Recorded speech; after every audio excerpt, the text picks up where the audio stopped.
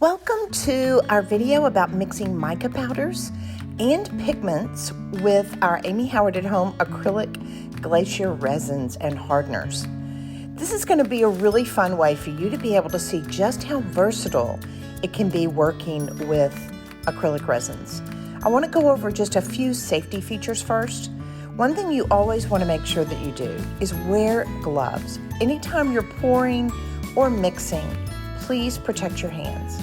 And also you want to have a respirator that's yours. Now, I like having a respirator like this so it actually has filters so I can change them out when I'm pouring or mixing my resins, or you can use N95 mask as well. I prefer having filters. The other thing you're going to want to have are several different silicone measuring cups. I use one of each of these to mix my A and B together.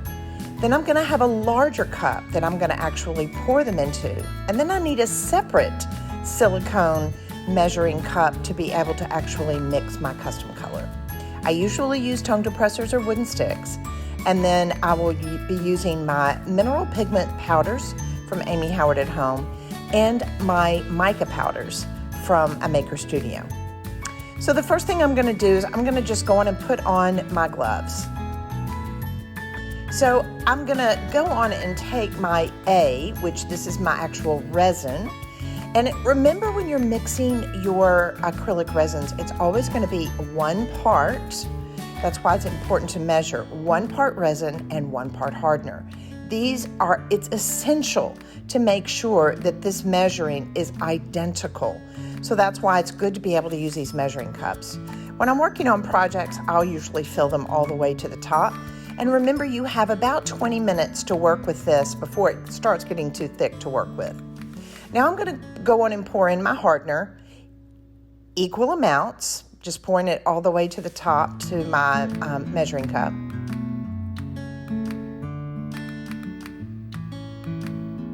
Then I'm going to take my larger cup and dispense both of them into it. So I'll start with my resin. And using a wooden tongue depressor, make sure that you clean the edges really well. You want to make sure that you get all that out, because missing a lot of that in the bottom or even on the sides can make a difference in the chemical composition of your acrylic, which, if this isn't mixed well and if it's not mixed ratio 1:1, it can leave your project sticky. So it's very, very important not only to make sure the ratios are correct, but that you've blended it very well. So you'll notice how I'll take my wooden spoons and I am really cleaning that edge. That's why it's important that I don't work with cups that have ridges in the sides of them, because that will literally get tucked away in that. I want to make sure that I'm working with a smooth silicone surface.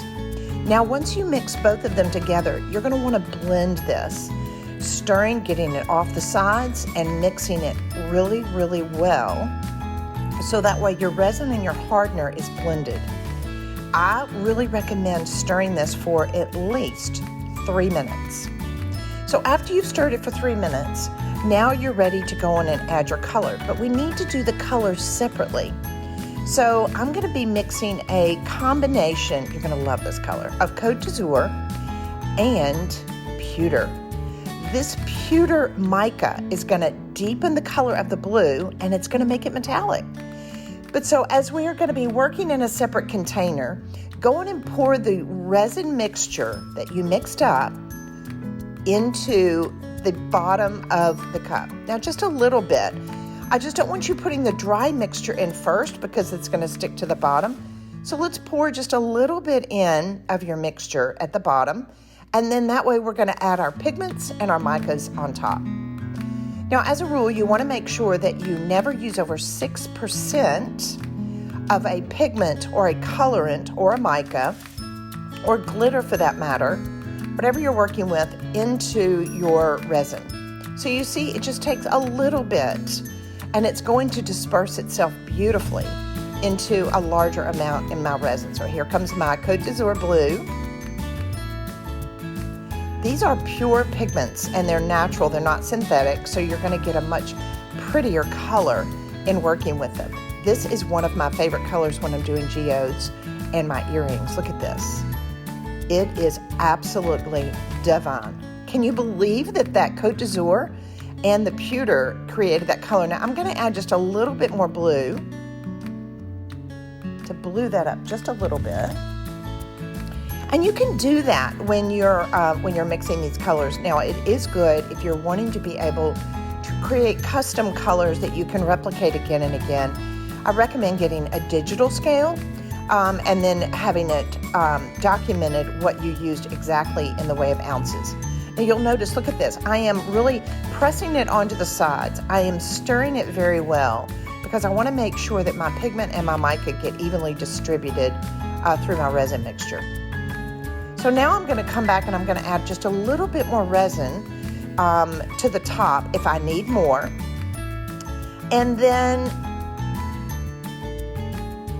I'm going to pour just a little bit into my second container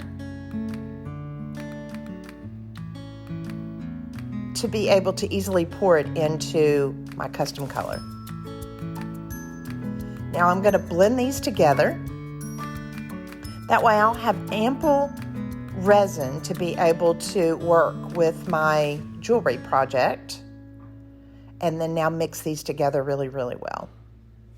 Remember, again, you've got about 20 minutes before this starts setting up. If you've got some residue left over and you want to be able to clean out your cup, I highly recommend our Clean Slate by Amy Howard at Home. It cleans it beautifully.